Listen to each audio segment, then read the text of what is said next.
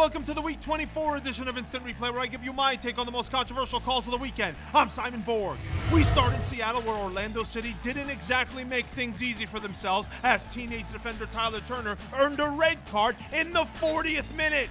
He gets a second yellow after tugging on Lamar Nagel's jersey here, and I'm with referee Kevin Stott on this one. But I'm not exactly clear why he didn't allow for the advantage and then award the card after the play was dead. Now, I'd also argue that debutant Orlando defender David Mateos should have also probably seen a red card for the way he goes in on Seattle's Obafemi Martins in the 25th minute. Lucky for Martins, the impact was not more serious. And 4 minutes later, Mateos was the guilty party on the penalty kick that was called against the Lions. You see him apply the bear hug on Chad Marshall in the box, and Stott correctly points to the spot, but goalkeeper Townley Hall comes up huge on the ensuing attempt.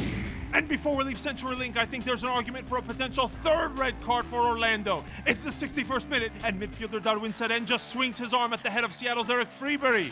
Seren gets a yellow, but I thought that could have been a red for violent conduct. I also felt New York City FC's Shea Facey could have seen a red card in the Thursday night match against DC United. He goes in on DC's Chris Rolfe, studs up, leg outstretched, and from behind. That could have done some serious damage, thanks to Cole Hadler, who brought it to our attention on Twitter. But Facey gets by with just a yellow from referee Jorge Gonzalez.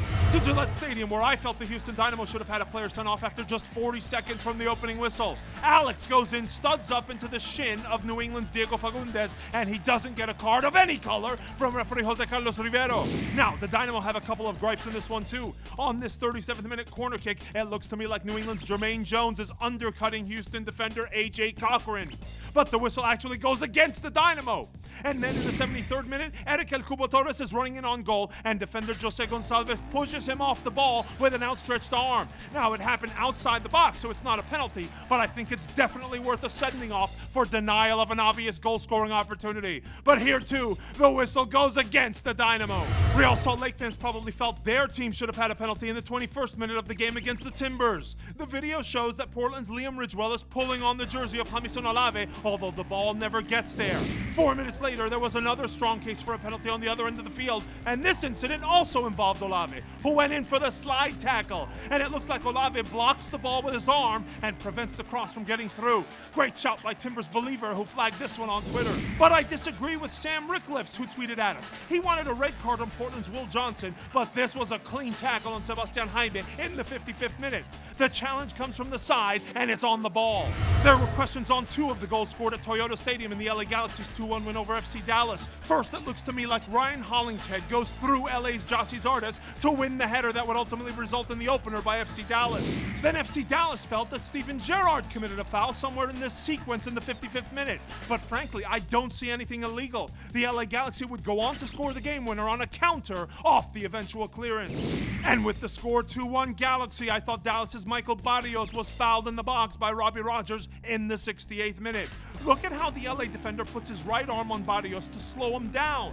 To me, Rogers is playing the man and not the ball. I would have gone penalty there. Salazar doesn't call it. To Red Bull Arena, where Toronto's Sebastian Jovinko also wanted a penalty in the 16th minute, but that's a clean and excellent tackle by defender Matt Miazga, who pokes it away. Great no call by referee Baldomero Toledo. To the 59th minute, Toronto were down 1-0 when New York's Lloyd Sam totally mistimes this scissors tackle on defender Ahmed Kantari. He gets a yellow, but I agree with Felix Stukman. I would have gone with a red for endangering the safety. Luckily for him, Kantari stayed in the game, and he was part of an incident involving Bradley Wright Phillips that bothered many of the IR faithful in the 76th minute.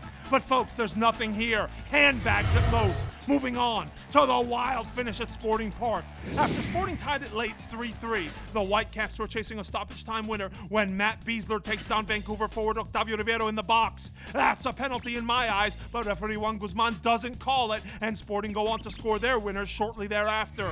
And we end in Philadelphia for an equally wild finish between the Union and Fire. But first, we look at the 23rd minute handball called by referee Mark Geiger on Chicago's Jovan Jones. The player heads the ball into his own arm, which is outstretched because he's going up for the header, so I wouldn't have called the foul, but if you're gonna whistle it, then it should be a penalty kick because the freeze frame shows us the contact with the arm is inside the box. But the real hot button play in this one was the Fire stoppage time equalizer. And look, we're not gonna be able to decipher whether the entire ball went over the end line on the Shipp or McGee cross. We just don't have the right angle on the replays. So we'll concentrate on the two handball shouts.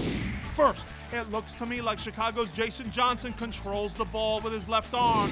And then later in the play, Mike McGee comes in and uses the left arm and then the right before serving it up on a platter for Kennedy Igbonanike. Thanks to all of you who submitted plays for us to look at using hashtag instant replay. That's all we have for now. For our editor, Will Walsh, I'm Simon Borg. See you next time!